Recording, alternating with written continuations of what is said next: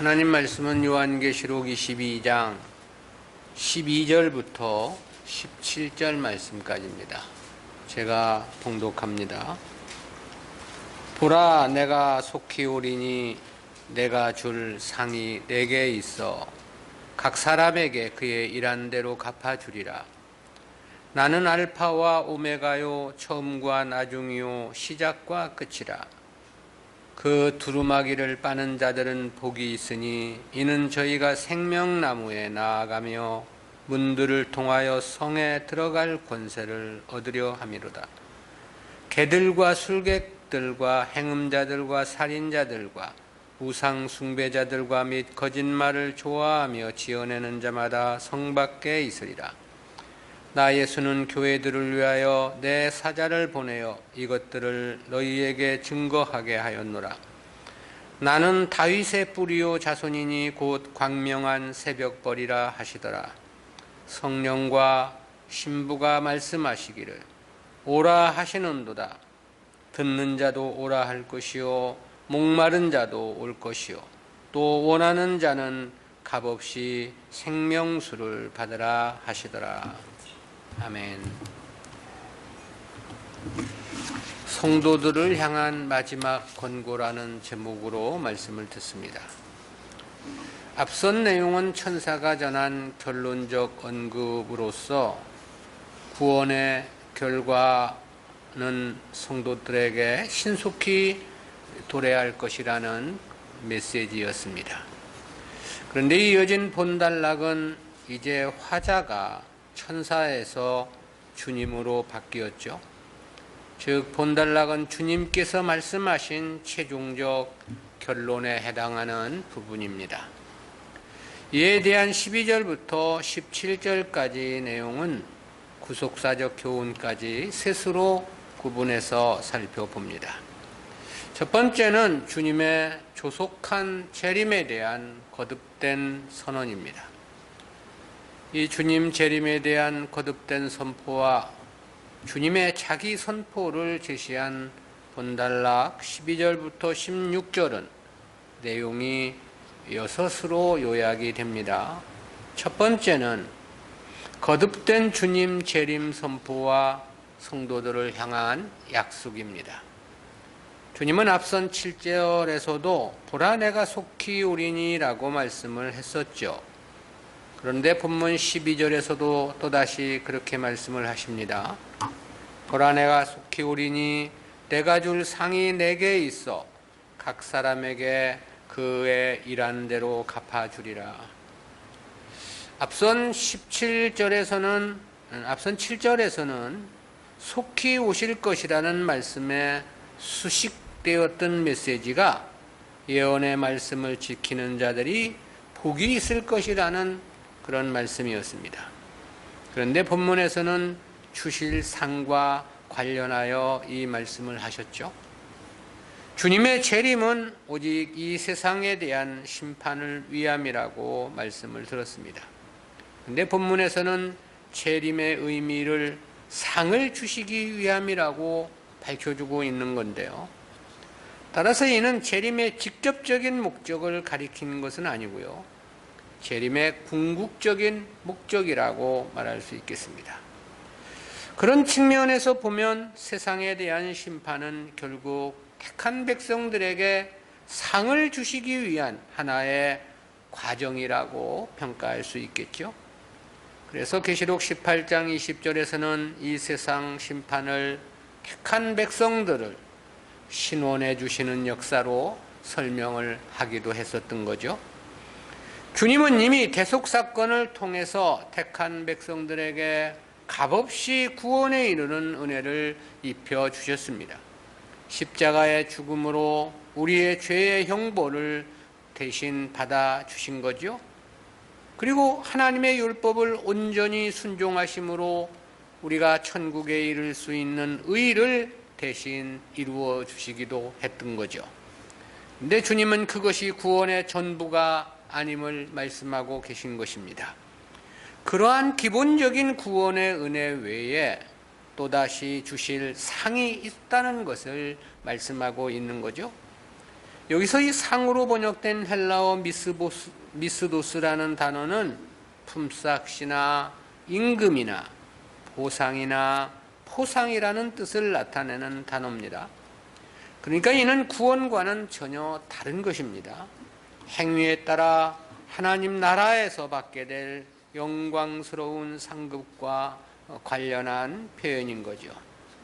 이와 같은 보상 사상은 신구약 성경 전체에서 일관되게 나타나는 중요한 진리입니다. 오늘날 개혁신학에서는 상이 없다고 가르치고 있습니다. 상을 바란다는 것 자체를 욕심으로 치부하고 그 가치를 심히 왜곡시켜 폄하하고 있는 건데요. 그래서 그런지 주석서들에서도 이 본절에 대한 이 상에 관한 문제는 그렇게 중요시 취급하지들 않았습니다.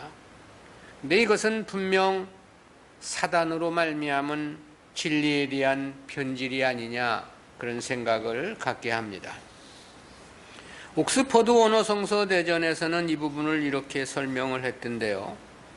성경에서 행위는 단독으로 언급된다고 해서 믿음을 배제하는 것이 아니며 믿음 역시 단독으로 언급된다 해서 행위를 배제하는 것이 아님을 명심해야 한다.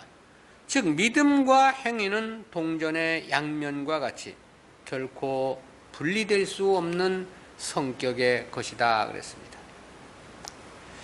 그러니까 지금 이러한 그 상을 주신다는 이 문제를 일한 대로 갚아준다는 이 문제를 구원과 연관해서 이렇게 설명을 한 거죠.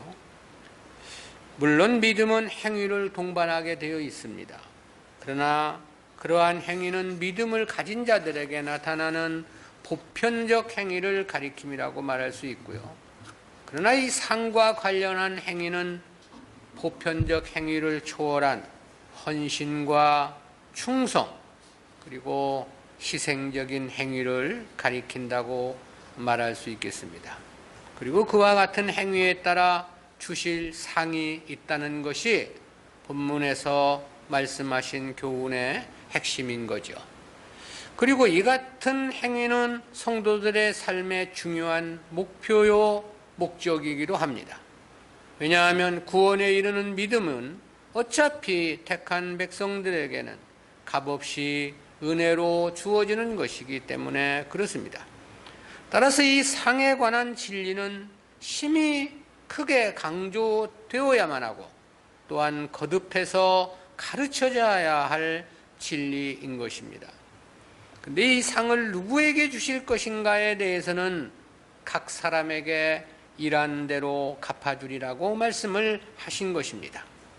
성도들의 각자의 행위에 따라 주어질 것이라는 그런 뜻이죠.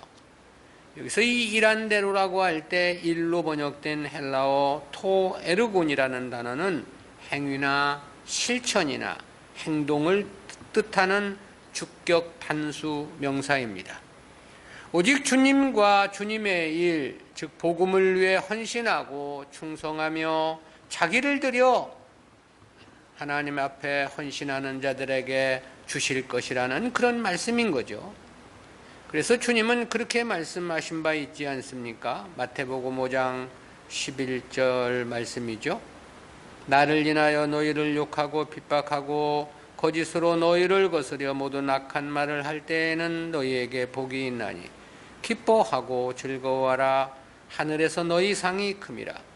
너희 전에 있던 선지자들을 이같이 핍박하였느니라.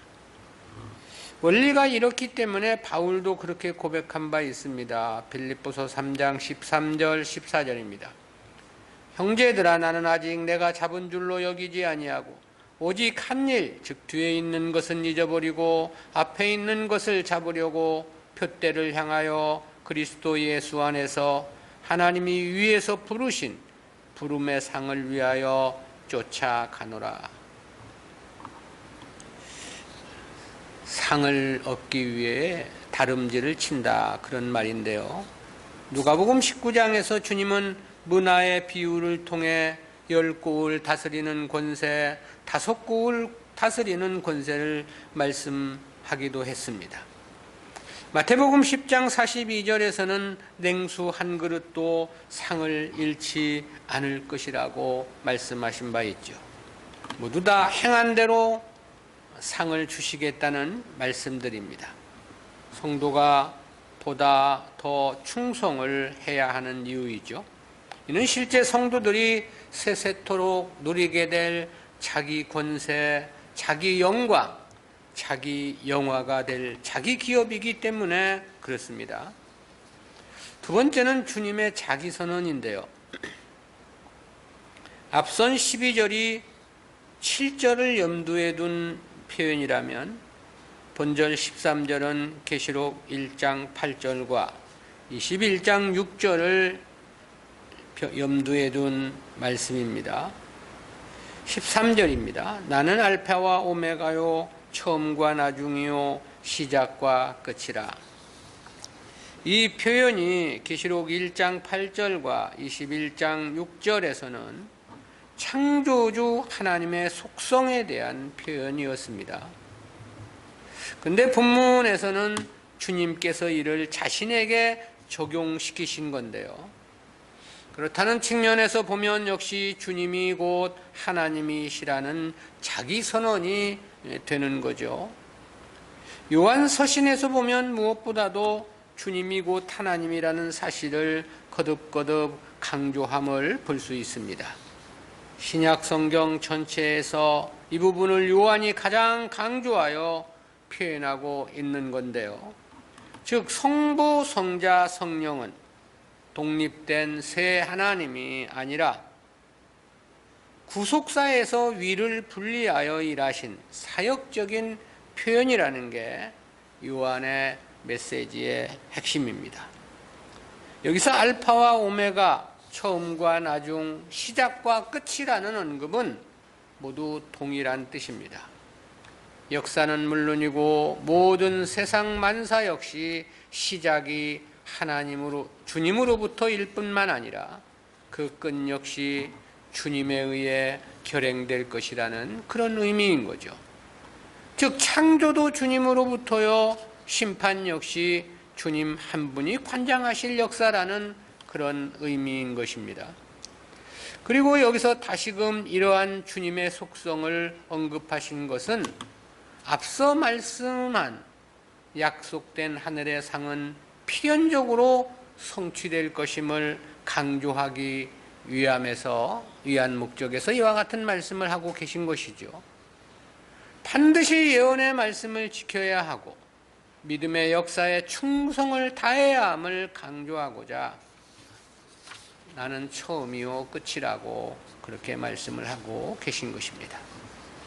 세 번째는 성도들의 복된 삶에 대한 권면입니다. 21장 7절에서는 이기는 자들에게 신천, 신지, 새 예루살렘 성의 지복을 유업으로 주실 것을 말씀한 바 있습니다. 그리고 22장 7절에서는 이 책의 예언의 말씀을 지키는 자들이 복이 있을 것을 말씀했고요. 또 22장 12절에서는 내가 줄 상이 4개 있어 각 사람에게 일한 대로 갚아주리라 그랬습니다. 근데 이제 동일한 의미를 네 번째로 이렇게 말씀을 하신 것입니다. 14절입니다. 그 두루마기를 빠는 자들은 복이 있으니 이는 저희가 생명나무에 나아가며 문들을 통하여 성에 들어갈 권세를 얻으려 함이로다 그랬습니다. 한글 개역 성경은 그 두루마기를 빠는 자들을 문장의 서두에 배치를 했는데요. 그러나 원문에서는 복이 있으니라는 단어가 문장 서두에 나옵니다. 이는 그 두루마기를 빠는 자들에게 주어질 축복의 의미를 강조하는 문장인 거죠. 본서 계시록에서 모두 7차례 등장하는 축복 선언 가운데 최종적으로 선언하신 말씀입니다. 여기서 이 두루마기를 빠는 할 때 이 빠는으로 번역된 헬라어 플리논테스라는 단어는 세탁하다라는 뜻의 플리노의 현재 분사 복수형입니다. 근데 여기에 정관사 호의가 함께 사용이 되어져서 과거부터 현재까지 계속해서 빨았고 또 세탁하고 있는 사람들을 가리키는 역할을 합니다. 그렇다면 여기서 두루마기를 빤다는 것은 무엇을 가리키는 것일까? 이와 비슷한 의미가 7장 14절에서 이렇게 표현이 되었었죠. 내가 가로되 내 주여 당신이 알리이다 하니 그가 나더러 이르되 이는 큰 환난에서 나오는 자들인데 어린 양의 피에 그 옷을 씻어 희게 하였느니라. 본문에서 두루마기를 빠는 자들은 7장 9절과 14절에서 언급된 흰 옷을 입은 무리들로 곧 하나님 백성들을 의미합니다. 흰 옷을 입었다는 것은 그리스도의 대속의 공로로 의롭다 칭함을 받았다는 것을 상징하죠. 그런데 그 흰 옷을 계속 빤다고 하는 것은 성도가 자신의 죄와 세상에 속한 성질과 성분을 진리를 통해서 정결해 나가야 한다는 것을 의미하는 거죠. 즉 그리스도의 장성한 분량에 이르기까지 노력해야 하는 성도 자신의 성결 작업을 의미하는 것입니다. 이를 위해서 바울은 고린도전서 15장 31절에서 나는 날마다 죽노라라고 고백한 바 있고요. 고린도전서 9장 27절에서는 내가 내 몸을 쳐 복종케 함은이라고 고백한 바도 있죠. 주님 뜻과 일치한 마음, 일치한 생각, 일치한 소원, 일치한 정신을 갖기 위해 일종의 회개를 가리킨 표현이라고 말할 수도 있겠습니다. 앞선 12절에서 일한 대로 갚아주리라고 말씀을 하셨었는데요. 그것은 외적인 행위, 즉 헌신이나 충성, 희생을 가리킴이라고 말할 수 있겠습니다. 그러나 본문에서의 두루마리를 빤다는 것은 내적인 심령의 개혁과 변화를 가리킴이라고 말할 수 있습니다. 따라서 믿음 생활이라는 것은 외적인 행위만으로 모든 것이 끝나는 것이 아닙니다. 그와 병행하여 자기 마음, 자기의 심령의 상태를 하나님의 뜻과 일치시켜 나감이 매우 중요한 거죠. 근데 이는 어느 한순간에 이루어지는 것은 결코 아닙니다. 숨을 거둘 때까지 계속해서 수행해야 할 작업인 것이죠. 때문에 두루마기를 빤다는 단어가 현재 분사 복수형으로 되어 있는 것입니다. 이를 조직신학에서는 중복적인 회개라고 표현하고 있죠.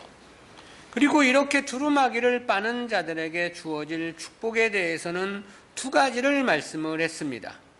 하나는 저희가 생명나무에 나아가며 그랬죠. 생명나무는 본장 2절에서 말씀을 했습니다. 12가지 실과를 맺히되 달마다 새로운 실과를 맺히는 나무로 소개되었죠. 우리는 그곳에서 이를 성도들이 누리게 될 기쁨과 행복의 상징으로 이해를 했었습니다.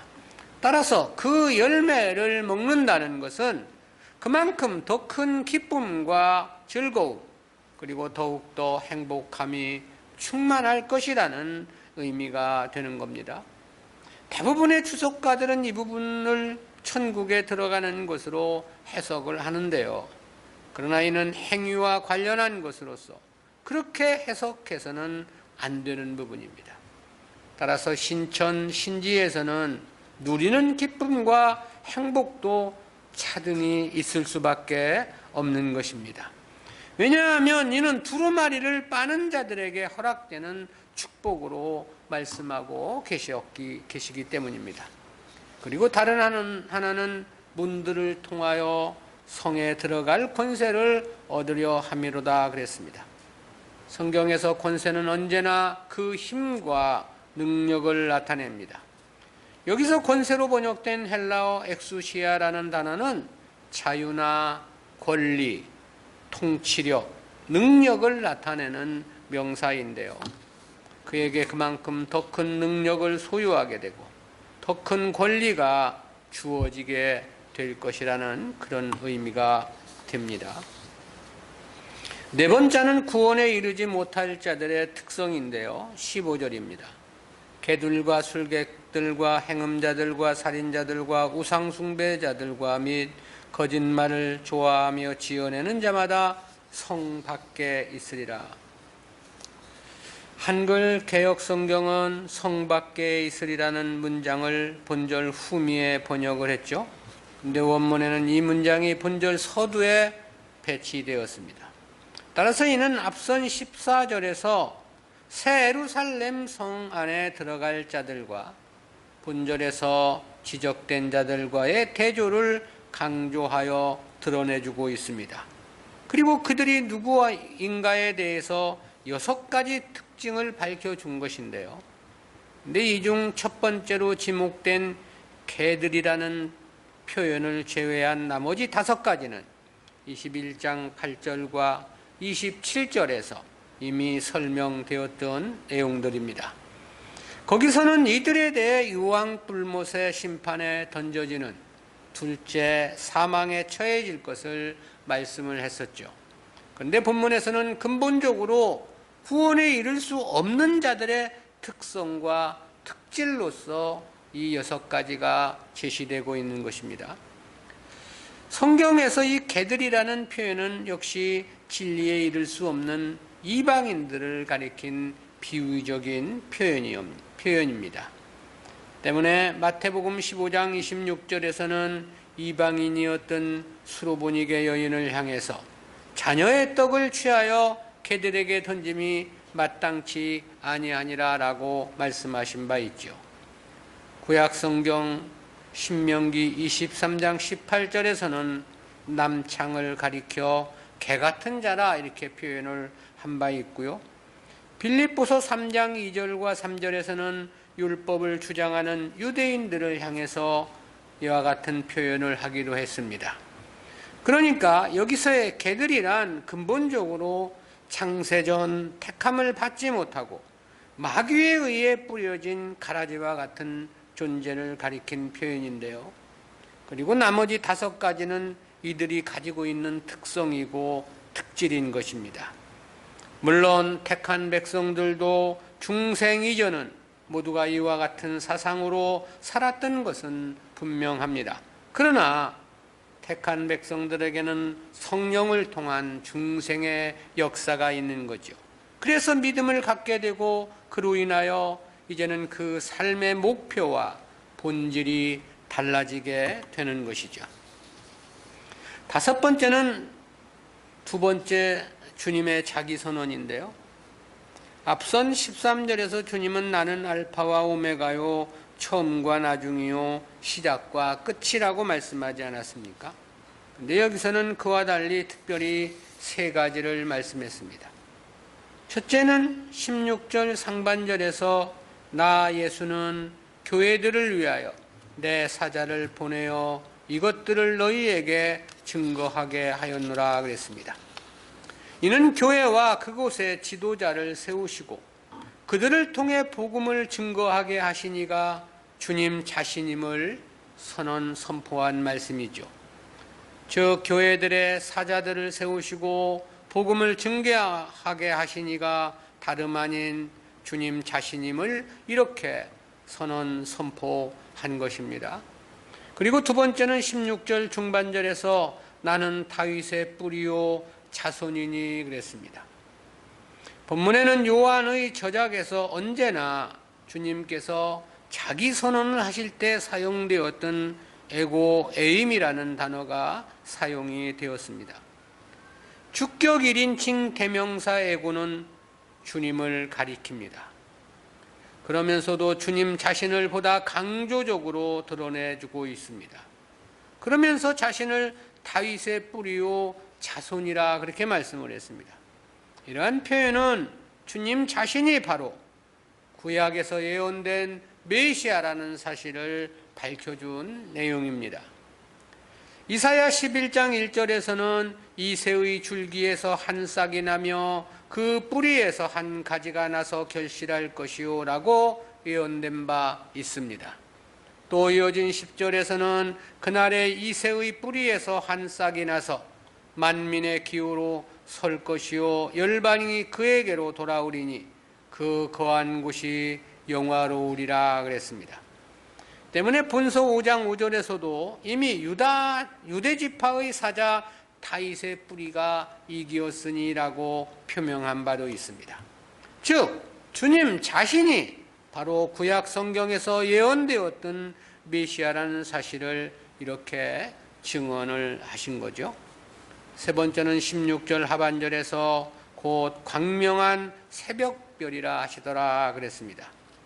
여기서 이 광명한으로 번역된 헬라어 람포로스라는 단어는 밝은, 번쩍이는, 빛나는 이라는 뜻을 나타내는 형용사입니다. 근데 이 별은 새벽에 뜨는 별이죠.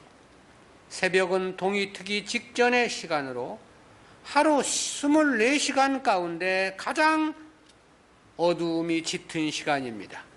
그리고 그때 뜨는 별이 바로 광명한 이 새벽별인데요. 이 광명한 새벽별은 긴 어두운 밤이 지나고 곧 새날이 밝아올 것을 암시해 주죠. 따라서 이 별은 택하신 자기 백성들을 구원하시기 위해 오시는 주님께 적용되기에 가장 적절한 메시아적인 칭호인 것입니다. 실제 민수기 24장 17절에서는 이렇게 예언되어 있습니다. 내가 그를 보아도 이때의 일이 아니며 내가 그를 바라보아도 가까운 일이 아니로다. 한 별이 야곱에게서 나오며 한 홀이 이스라엘에게서 일어나서 모압을 이편에서 저번까지 쳐서 파하고 또 소동하는 자식들을 다 멸하리로다. 이 예언의 1차적인 의미는 다윗을 가리켜 예언된 내용인데요. 그러나 궁극적으로는 주님을 예언한 말씀입니다. 때문에 주님은 자신을 다윗의 뿌리에 자손이며 광명한 새벽별이라고 말씀을 하신 것입니다. 즉 마지막에 다시 한번 주님은 자신이 메시아라는 사실을 이렇게 천명을 하신 것이죠. 큰 두 번째로 주님 자기 선언에 대한 성령과 교회의 화답입니다. 앞선 내용은 주님의 재림 선포와 주님의 자기 선언이었죠. 이어진 본문은 그와 같은 주님 선언에 성령과 교회가 화답을 한 내용인데요. 내용은 둘로 요약이 됩니다. 첫 번째는 주님 자기 선언에 대한 성령과 교회의 화답인데요. 17절 상반절입니다. 성령과 신부가 말씀하시기를 오라 하시는도다 그랬습니다. 이는 주님께서 중복된 세 가지 형태의 자기 선언에 성령과 교회가 응답한 내용인데요. 여기서 이 성령으로 번역된 헬라어 토 푸뉴마는 영을 뜻하는 호 푸뉴마의 주격 단수형입니다. 6절에서 영으로 번역된 복수형 톤, 푸뉴마톤과는 다르죠. 복수형으로 번역된 6절은 선지자들의 영을 가리킨 것이었습니다. 그러나 본문은 단수형으로서 하나님의 영, 곧 성령을 가리킨 것입니다. 그러니까 요한은 복수형을 통해 인간의 영을 나타내 주었고 단수형을 통해 성령을 나타내고 있는 건데요. 그리고 신부는 계시록 21장 2절과 9절에서 이미 새 에루살렘의 표상으로 언급된 바 있습니다. 새 에루살렘은 교회의 상징이죠. 따라서 본절에서 주님의 재림 선언에 대한 화답의 주체는 성령과 교회라고 말할 수 있습니다. 따라서 이는 성령의 영감을 받은 교회가 화답한다는 그런 의미로의 해석이 가능합니다. 그리고 성령의 감화를 받은 교회가 화답한 내용은 오라는 그 말씀이죠. 그렇다면 여기서 오라는 것은 무엇을 가리킴일까?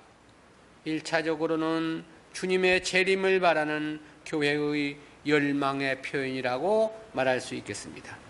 그러나 이어진 문맥에서 보면 이는 세상을 향한 주님 앞으로의 초청, 즉 복음 전함을 가리킨 말씀입니다.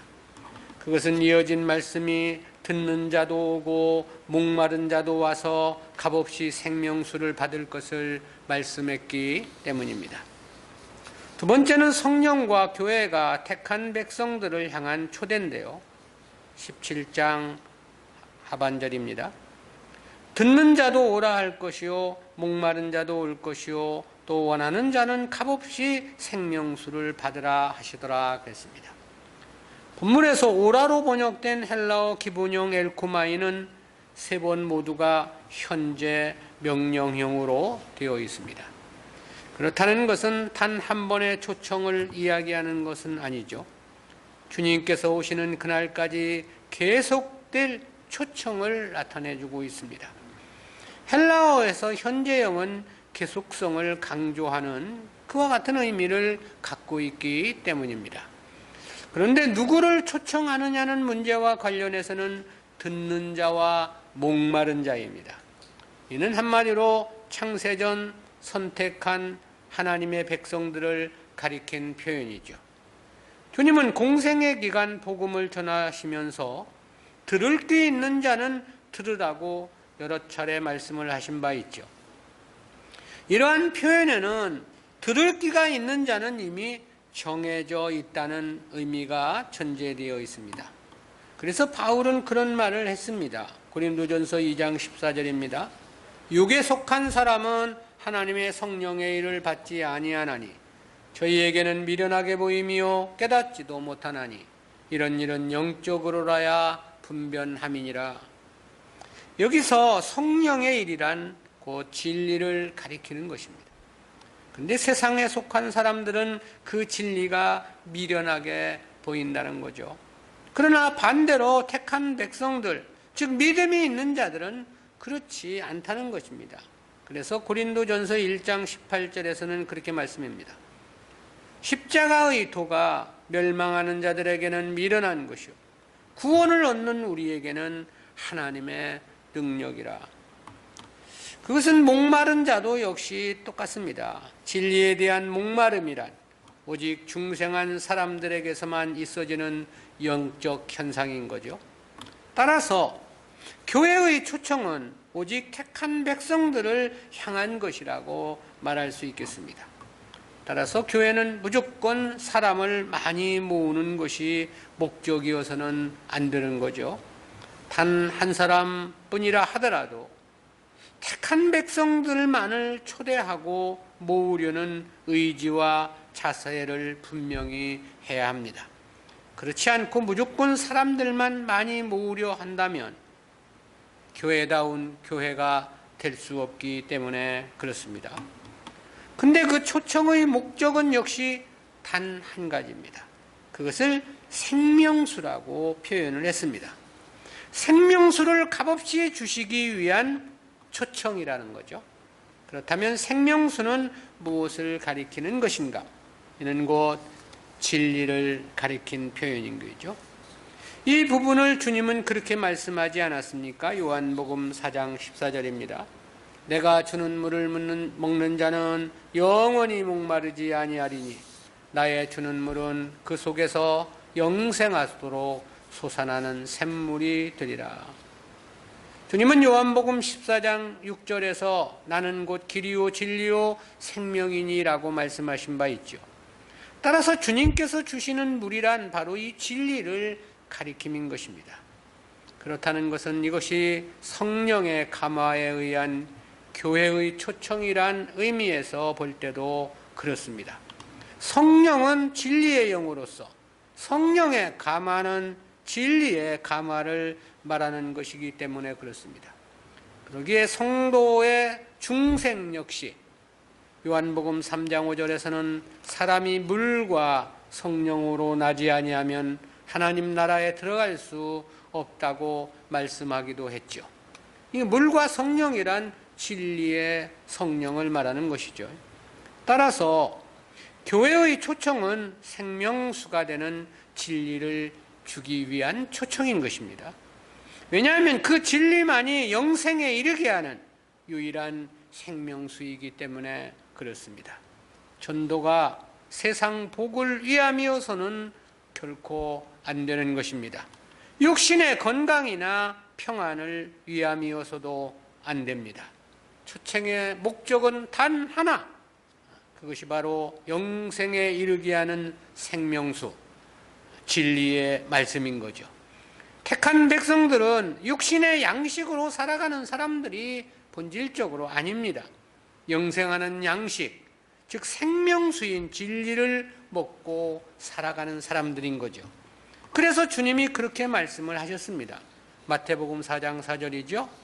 예수께서 대답하여 가라사대 기록되었으되 사람이 떡으로만 살 것이 아니요 하나님의 입으로 나오는 모든 말씀으로 살 것이라 하였느니라. 즉 하나님의 백성들은 이 생명수가 되는 진리를 먹고 산다는 것이죠. 그리고 그것이 사람들을 교회로 초청하는 유일무이의 목적인 것입니다. 우리는 이와 같은 말씀에서 두 가지 구속사적인 교훈을 생각해 봅니다. 첫 번째는 믿음을 위한 수고와 고난은 반드시 감당하고 이겨내야 한다는 교훈입니다. 그것은 거듭해서 속히 오실 것을 강조하신 말씀에 함유되어 있는 진리입니다. 주님은 앞선 7절에서도 보라 내가 속히 오리니라고 말씀을 했죠. 또 12절에서도 보라 내가 속히 오리니라고 말씀하셨습니다.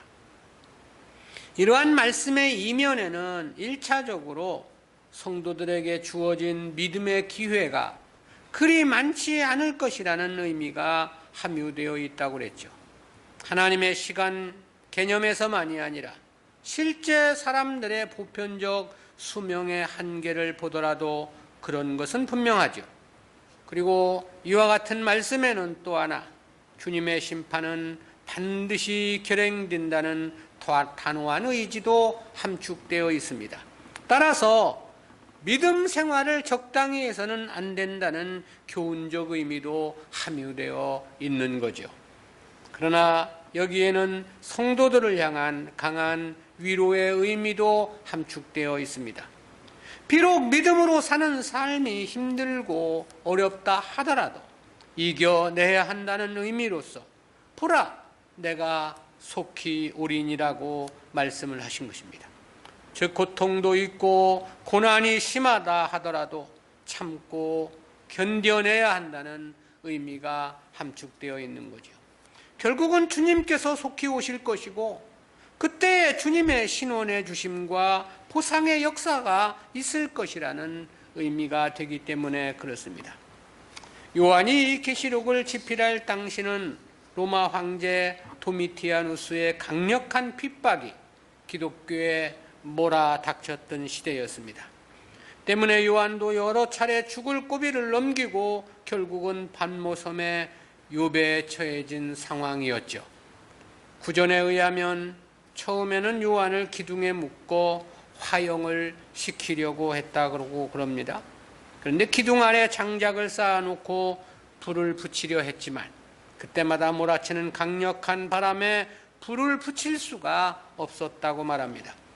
그러자 황제는 이번에는 펄펄 끓는 기름가마에 요한을 집어넣었다고 그러는데요.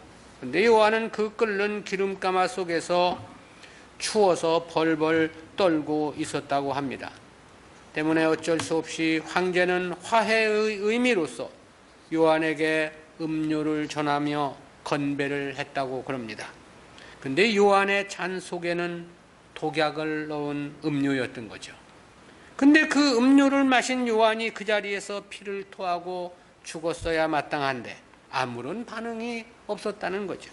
결국 황제는 요한을 죽이지 못하고 저를 반모섬에 유배를 보냈다는 전언입니다. 그리고 그곳에서 하나님의 계시를 받고 집필한 것이 바로 이 성경 66권의 마지막 책인 계시록이었던 거죠. 황제는 요한을 반모섬에 유배를 시켜놓고도 마음이 편치를 않았습니다. 그래서 왕실 수비대를 반모섬에 급파하여 요한의 머리를 벨 것을 명했다고 전해지는데요. 그러나 그때 황제의 명령에도 불구하고 왕실의 군대는 꿈쩍도 하지 않고 있었다고 그럽니다. 왜냐하면 이미 그때는 황제의 가혹한 폭정을 참다 못한 원로원에서 황제를 폐위할 것을 결정했기 때문이었습니다. 그리고 결국 도미티아누스 황제는 살해를 당하고 말았습니다.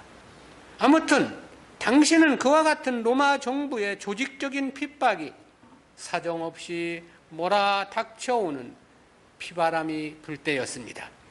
그런데 주님께서 요한을 통해 속히 오실 것을 약속해 주셨던 거죠. 따라서 여기에는 믿음을 위한 수고와 고난은 반드시 감당하고 이겨내야 한다는 교훈적 의미가 함유되어 있는 것입니다. 주님의 신원의 주심의 역사가 반드시 있을 것이라는 그와 같은 의미인 거죠. 주님의 보상해 주심의 축복이 그렇게 막연한 것이 아니라는 의미입니다. 그렇게 멀고 긴 시간이 아니라는 거죠. 실제 성도가 장차 살아가야 할 영원한 하나님 나라에 비하면 이는 순간이고 찰나에 불과하죠. 우리가 어떤 고난이라 하더라도 참아내야만 하는 이유입니다. 끝까지 견뎌내어 승리할 수 있어야 하는 거죠.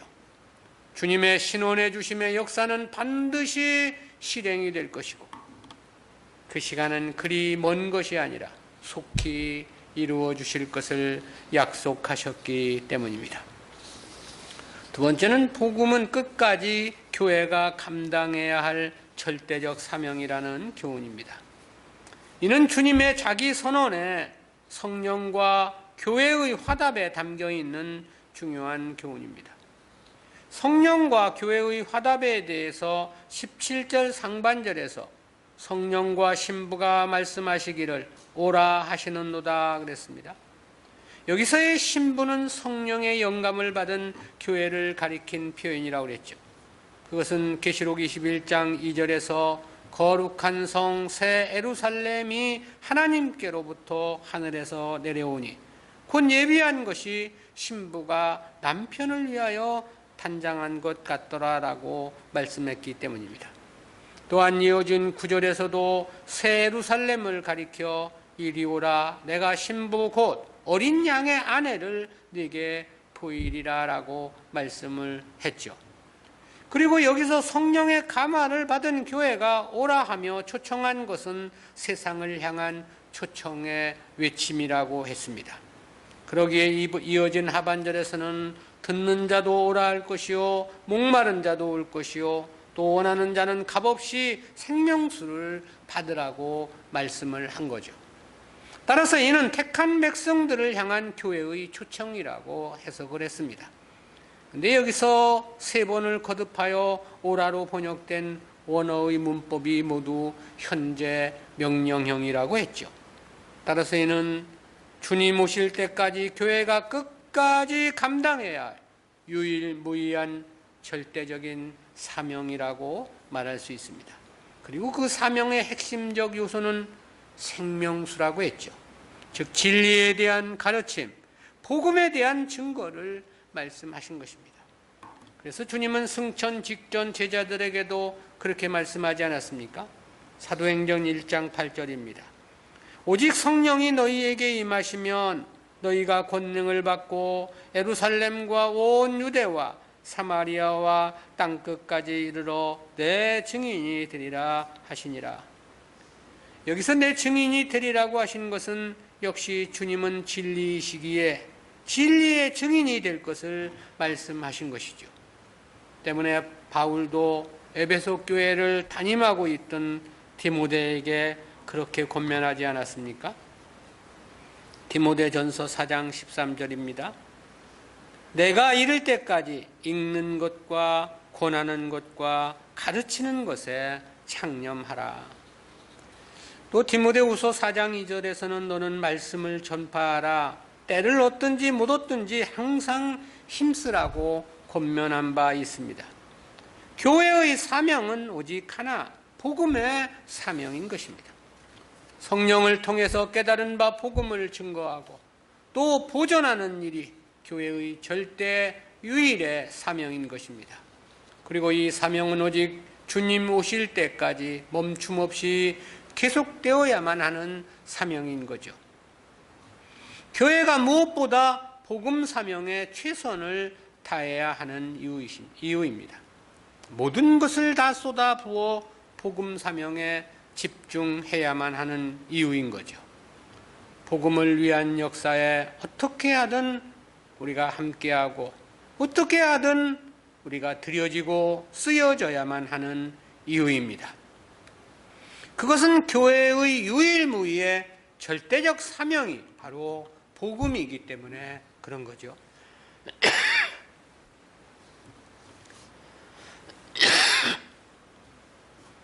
지금 중국 성도들이 잠깐 어려움을 당하고 있는 상황에 있지만 어떠한 수단, 어떠한 방법을 통해서도 복음의 전함은 계속되어야 한다는 생각을 갖게 하는 대목이기도 합니다. 기도합니다. 사랑의 하나님 은혜 감사합니다. 오늘도 주님의 날 저희들을 주님 전에 불러주시고 귀한 말씀을 통해서 우리의 사명 다시 한번 마음판에 각오를 다지게 해주심 진실로 감사합니다. 교회에 맡기신 유일무이의 사명은 생명수 대신 생명수 되는 복음을 증거하라는 것이었는데 오늘 우리가 그 사명을 바르게 감당하기 위해 무엇을 어떻게 해야 할 것인지 주여 저희들에게 지혜를 허락해 주시고 낙심하지 않고 주님의 역사를 위해 온 마음과 뜻을 다하는 우리 모두가 되어질 수 있도록 은혜와 은총을 도하여 주시옵소서. 감사드리옵고 예수님의 이름으로 기도드리옵나이다. 아멘.